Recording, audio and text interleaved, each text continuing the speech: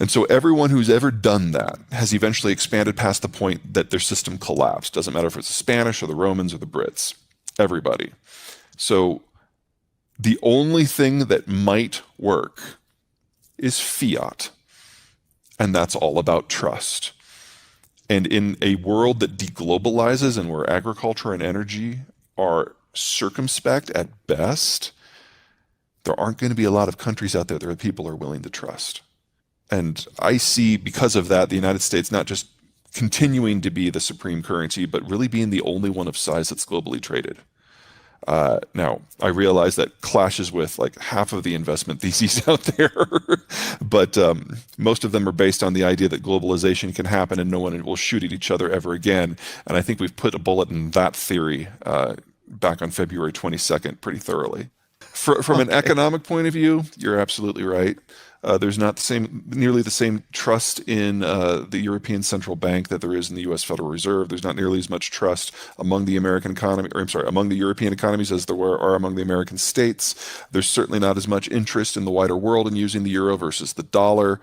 The Europeans have shown on multiple occasions they're willing to manipulate the value of the dollar in order to achieve certain program goals, which is something the United States honestly has never done. I mean, we've got QE1 and QE2, and they were little bumps in the M2 supply, less than 1% of the total, whereas the Europeans will go by 10, 20% at any given time in order to achieve something.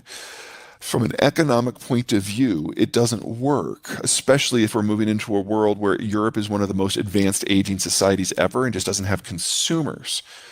But the euro is not just an economic project. It's also a political project. And if there's any hope for Europe to not fall back into their pre-1945 habits, the euro has to be a centerpiece of that. Now, in the end, do I think that will fail? Yeah. But I would have never guessed on February 22nd that the Europeans would have stuck together as much as they have on the Ukraine war. I've been pleasantly surprised. I would love to be pleasantly surprised on the euro as well.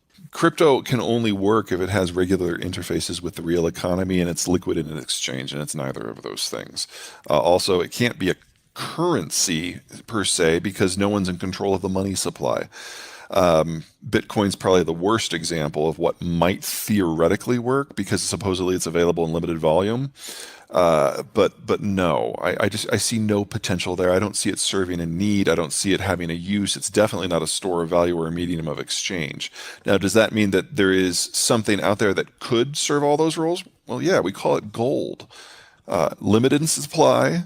But I mean, it has all the negatives of crypto with one exception. It actually exists. It's a physical thing. And because it has industrial uses, it will always have a base value. Whereas crypto's net value, especially if we move into a world where we hope to regulate carbon at all, Bitcoin anyway, its net value is negative. It doesn't match any of the criteria for any useful economic asset.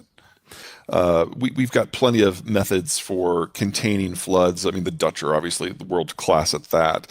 So there's engineering that needs to be done. And if there's anything that the Germans know how to do, it's engineer. I'm not over worried about that.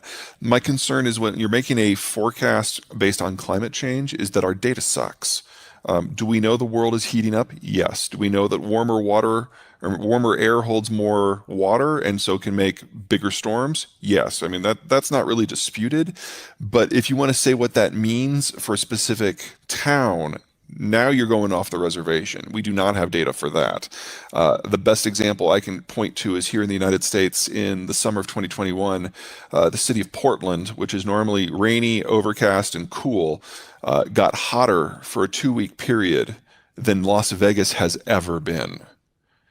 No one predicted that. We predict that deserts will get hotter. We predict that marshlands might expand. You know, we have these general things, but when it comes down to what happens on this square kilometer of land, we have no idea.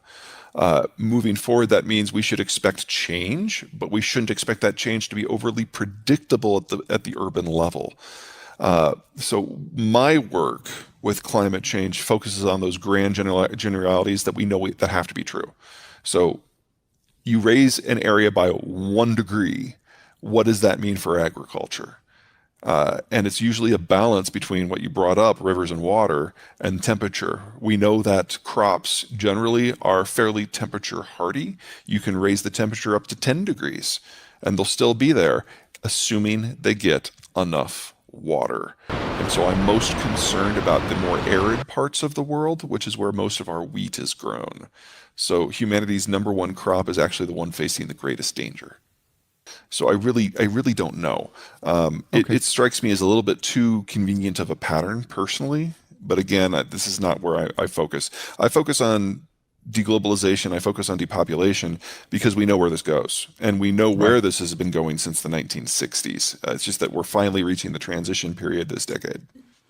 Okay, let me start by saying I'm not a CFA and I'm certainly not a day Right. trader. Okay, so I look for long-term trends Absolutely. that match up with my general analysis. So with that kind of put to the side as a caveat, I am most interested in things that are in very large markets with deep pools of liquidity, which for the moment now is really just the United States.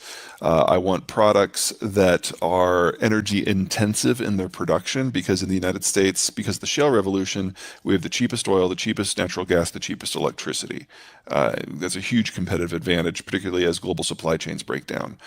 I look for things where their demand is demographically driven because the United States has the healthiest demography in the rich world, and Mexico has the healthiest demography in the advanced and developing world.